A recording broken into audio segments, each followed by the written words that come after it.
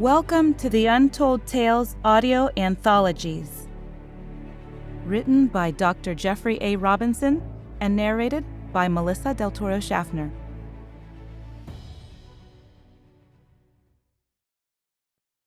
Hey everyone, Melissa here, and this is a special announcement for the Instagram and Facebook 100th episode $100 giveaway. We would love to congratulate Miss Maria Roman. Congratulations, Maria. You have won a $100 Visa gift card just for entering our contest and participating. Be sure you're subscribed to the Untold Tales podcast on our website at untold-tales.com to be notified about upcoming contests and fun things we have planned for you in the future. Thank you so much to everyone who participated. And now, back to our regular programming. Enjoy. Collaboration. To Howard's surprise, the portal opened, just as his great-grandfather's instructions had described. When he had touched the golden armlet to the edge of the circle that had been carved into the wall of the cave, the worn and faded runes that had been inscribed around it glowed, and the center of the ring faded away, like mist. Shocked, he found himself hesitant to continue his adventure, and stood motionless at the opening, which seemed to stretch endlessly into darkness. Howard Phillips had grown up with a life of privilege and had never ventured out on an adventure like the one he was currently on. As the great-grandson of H.P. Lovecraft, the famous author of horror stories of the early 20th century, Howard had enjoyed both fame and fortune his entire life. While he had always been entranced by the works of his famous patriarch, he had no skill at writing himself, and indeed had not developed a passion for any particular profession.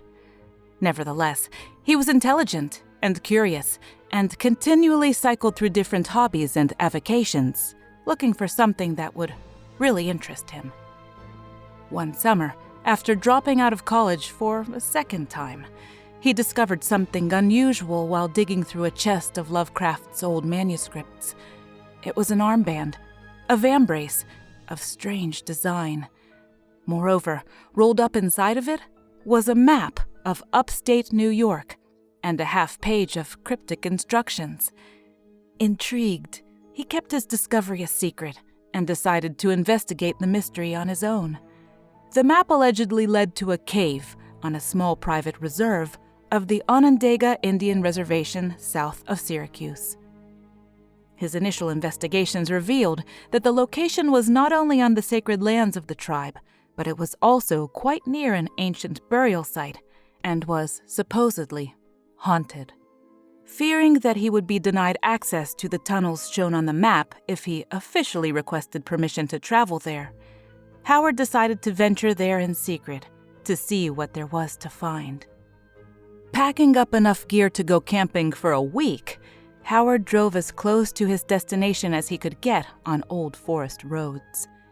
Leaving his vehicle, he trudged uphill in search of the cave. Despite having a map, it took 2 days of searching before he finally found the entrance to the secret caves. The entrance had been hidden by thick brush and had been walled off. Using a crowbar, he had pried open the entrance and descended deep into the abandoned caves. Predictably, Howard soon found he was lost. After backtracking several times, he found one tunnel that dead-ended in a tiny cavern the size of a small room. Inside was an old wooden desk covered with decades of dust. The desk had collapsed from dry rot, and an inspection of its contents revealed unreadable papers that crumbled to dust at Howard's touch. Rereading the instructions, Howard placed the armband on his right arm, the gold inlays glimmering in the dim light of his lantern. He then approached the wall, upon which was a large circle of exotic inscriptions carved into the stone. When he touched the wall, it had faded and disappeared. It was then that Howard's bravado and resolve wavered, and he seriously debated abandoning his quest and returning home. However, he closed his eyes, braced himself, and stepped into the darkness. He hadn't taken 3 steps, however, when he stumbled and fell forward, sliding across a smooth stone floor. Climbing to his hands and knees, he looked up, and, as his eyes adjusted to the dim light, he looked out across a large, expansive room.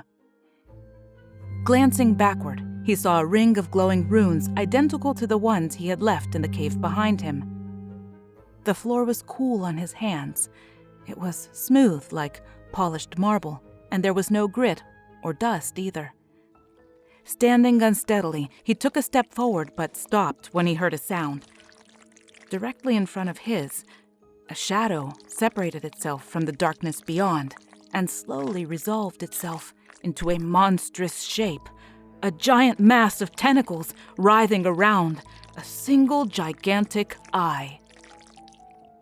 Howard tried to scream, but could not even inhale enough to make a sound. Stepping back in terror, he fell and raised his arm defensively. It was then that the monster extended a tentacle and gently helped Howard get to his feet. "Oh dear," it said in a soft, pleasant voice. "Are you all right?" Howard stared at the creature and stammered, What is this place? And who are you?" The creature stepped back and waved its arms to its sides, as if bowing, and replied, "I am Trau Nagurath, the archivist and keeper of this vault. Are you new here? How did you get here?" Howard gestured meekly at the ring of glowing runes behind him. The beast went over and touched the glowing runes. "Interesting," it said. "These gates have been closed and inactive for a century." The beast then reached out with a tentacle and touched Howard's armband. "Ah, you have a key." It said. "Oh, what?" "A key. They are devices that were made for visitors.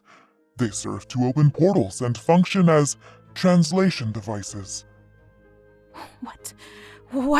What is this place?" asked Howard. "It is a vault of knowledge, and I am the caretaker here."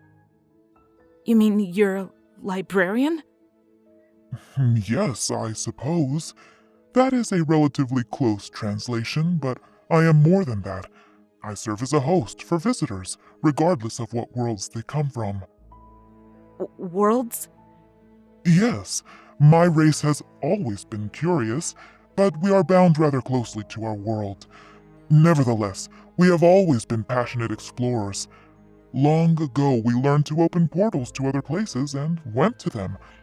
We cataloged information about those worlds and the beings who populated them, but we never traveled there except for the briefest of visits."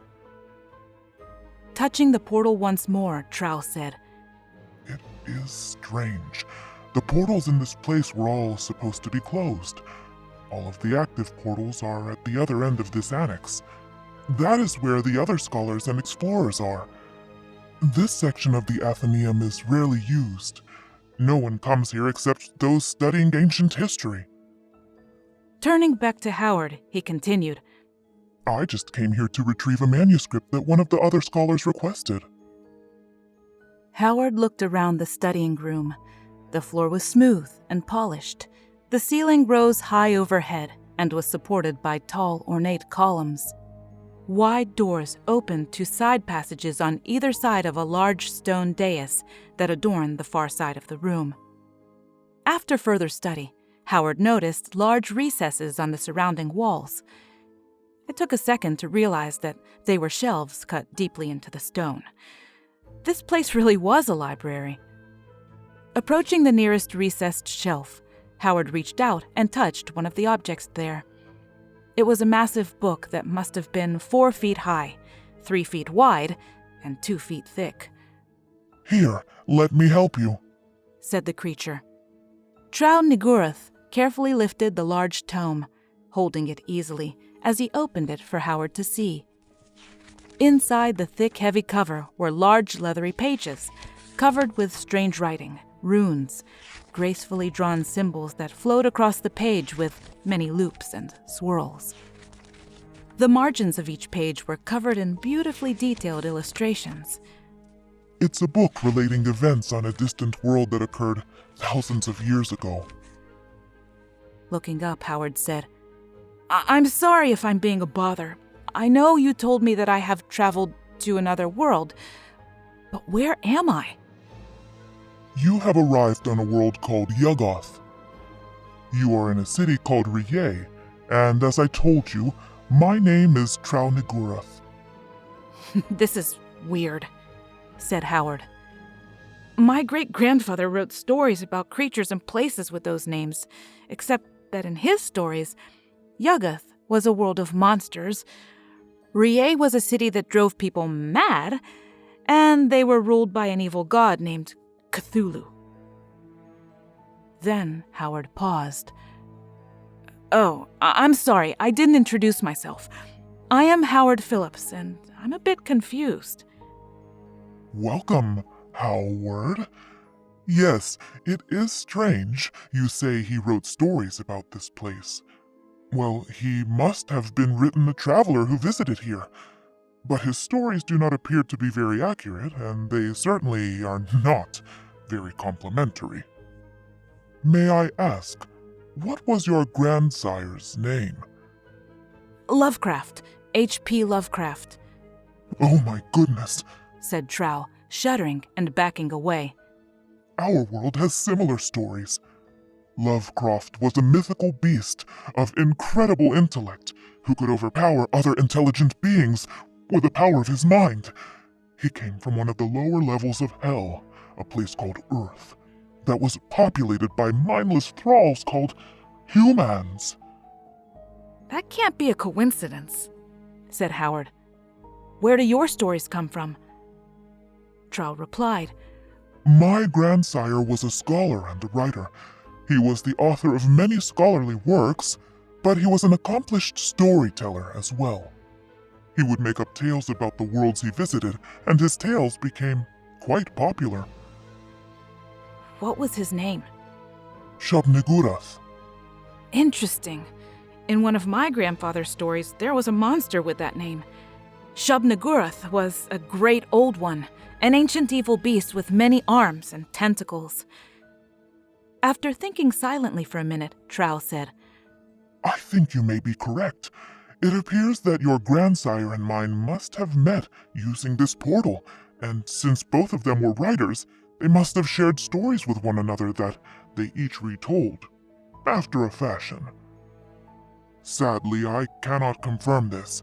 My grandsire, Shub, died years ago, but he wrote elaborate stories about Lovecraft and his world and the evil beings there. Romans, Norsemons, and the dreaded Vikings. He told many stories of a world endlessly at war. That, you see, is true horror for us, because our species has never known war on that scale. Well, I want to assure you we aren't monsters, though I do have to admit that people on my world do sometimes have wars. Looking around the room, Howard added, Looks like our technology is a bit primitive compared to yours. We do not have space-traversing teleportation devices, though our tech may match or exceed yours in different ways. So you think our respective progenitors knew each other and communicated through this portal and exchanged stories? Then he grinned and said, Actually makes sense. Lovecraft collaborated with many other writers. He not only wrote tales of grand horror and ancient evil, he also helped other writers and worked with them to write their own stories, mentoring and helping them. He sponsored more than a dozen other authors. They were called the Lovecraft Circle. That is another similarity, said Trow. Shub did the same. He trained new storytellers and taught them the craft of weaving words. Their collective works of horror were published in a collection called the Necronomicon. Howard shook his head in disbelief. This is incredible. It seems they were kindred spirits. Our patriarchs were master storytellers on their respective worlds, as well as mentors of others who wanted to be. May I ask, said Trow. Are you a writer too? No, replied Howard. Unfortunately, though I love my great-grandfather's stories, I did not inherit his skill. So, what do you do? Well, I haven't decided yet. Recently, however, I enrolled at the Cambridge School of Culinary Arts, and I've been thinking of studying to become a chef. You mean that you would be a preparer of food? Yes. Well, what kind of food do you eat on your world? Well, lots of kinds. We eat grains and vegetables, things we can grow, but we also eat meat of various types. We don't grow much food. It is too dark and wet. Most of what we eat are things we harvest from the sea, but we also eat meat. Well, said Howard, I actually have a little with me, if you're curious. He had brought a backpack filled with food since he hadn't known how long he might be gone. Taking off his pack, he dug inside and finally pulled out a large sandwich wrapped in paper. Here, he said, holding it out to Trow. This is called roast beef. Ah, I thought I smelled food, said Trow. My species has a very sensitive sense of smell. Trow sniffed and tasted it with his tongue, and then, tearing off the paper, he thrust the entire Italian beef sandwich into his mouth, which had opened just below his single eye. No sooner had he swallowed it than his eye started blinking rapidly. For a moment, Howard worried that he had poisoned Trow. I should have been more careful, he thought. But Trow reacted unexpectedly. Oh my, he stammered. This is delicious, quite marvelous indeed. You mean you actually like this food? Oh, certainly, it tastes like migo. What is that? Migo is a small, meaty creature that only lives in the coldest, highest mountains of our world. They are considered a great delicacy, and they are hard to catch, and they are very rare. It is wonderful. Do you have any more? No, I only had one roast beef sandwich. I can get you as much as you like. There was a sandwich shop at the trailhead about 5 miles from the cave. Trow bobbed up and down as if nodding his head. Well, it seems our two species are very similar. Curious, Howard ventured another question. So, if this is something rare and exotic for you, what do you normally eat? Trow shrugged in that motion that waved a few tentacles aimlessly. Well, mostly sea creatures, fish, mollusks, things with shells. Here, I can show you. Leading Howard toward a large stone container that resembled a sarcophagus, Trow pushed the lid aside. Howard gasped, asking, what is that? A crypt of some sort? Trow grumbled in what Howard realized was a laugh. No, of course not. This is just a cooler where I keep my lunch. Reaching inside, he pulled out a sack and withdrew a large slab of white meat. Breaking off a piece, he handed it to Howard, who took it and tentatively nibbled at it. Immediately, Howard's eyes grew wide, and he said, This tastes just like lobster, but it's so big. What do the creatures look like that this comes from? See for yourself, said Trow, pointing with a tentacle. There are a few swimming over there in that pool. Howard turned his head and saw that what he had thought was a dais on the other side of the room was actually a low wall surrounding a large pool of water. Walking close, he looked into the pool and saw a dozen large-shelled, multi-legged crustaceans that looked just like lobsters from Earth, except that they were 8 feet long and must have weighed more than 50 pounds each. Wow, said Howard. These are amazing. They're so big. Oh, these are just the little ones that they keep here in the ornamental pond. They are called gobogeg, and they are one of our primary staples. These look just like creatures from our world, except that ours are much smaller. We call them lobsters, and where I come from, they're considered a delicacy. Trow paused and emitted a low grumbling sound. You say that you are a culinarian, correct? Yes, answered Howard. Well, I have an idea, said Trow, and then he explained. And that is how the Howard Phillips chain of restaurants began. Howard opened his first place in Boston and called his rather unique cuisine Cthulhu Fusion. The place was decorated in an elaborate horror motif, reminiscent of H.P. Lovecraft's scariest tales. Waiters wore squid-like Halloween masks, and the menu was specially designed. The fare that the eatery offered was novel, but what really distinguished the place was the large lobster steaks that he served. He routinely sold 1-pound steaks and offered slices of giant lobster meat up to 5 pounds in size for large parties. To go with a Lovecraftian theme, the meat was usually served on a plate of black worms, which were usually just strands of Italian spaghetti nero or squid ink pasta. The restaurant also offered giant cocktail shrimp the size of loaves of bread, presented in a bowl of green tentacles, which were really just colored trophy or pasta verde. For side dishes, they served eels, snails, and mollusks. The place was an immediate success, and within years, Howard had opened a dozen or more high-class diners in a chain that extended all the way to Mississippi.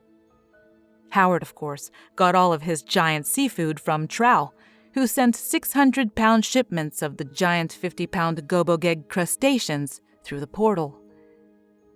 In exchange, Howard purchased large sides of beef and transported them to the cave and through the same small portal. On Yuggoth, Trow similarly provided beef products to the denizens of his world.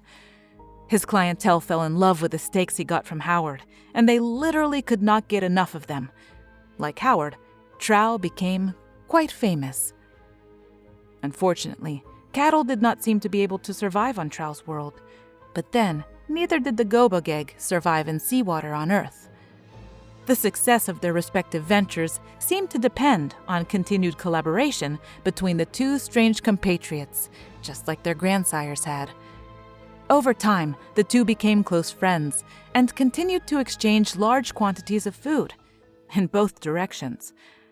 Howard had to negotiate a treaty with the local Indian tribe, the Onondaga, to gain regular access to the caves where the portal resided. Similarly, Trow had to lease the portal in the library archives for his personal use. However, Howard and Trow shared more than business. About once a month, Howard would travel to Cthulhu with a shipment of beef, and together they would watch videos that Howard brought from Earth. The Yuggoth, it seemed, did not have a video entertainment industry that made movies like those on Earth. Then, while Trow sucked the juice out of large tuba melons, Howard would eat from a large bucket of popcorn, and together they would watch hours of movies on end. Strangely, however, neither of them liked horror films. Instead, they preferred science fiction. Their favorite movies were Stargate and Mars Attacks, which they rewatched many times. Thank you for listening. You may notice it's becoming easier and easier to interact with us and support the show. We love our listeners, fans, and patrons. Please share this podcast with your friends and family and anybody who might be a sci-fi buff. We know they'll love it. And if you'd like to support the show for about 1 cup of coffee a month, you can go to the link on the bottom of the show notes in every episode and find a Support This Podcast link. We value bringing original, high-quality short stories to you every month, and we appreciate your support to keep this podcast ad-free. Thank you so much, and have a great day.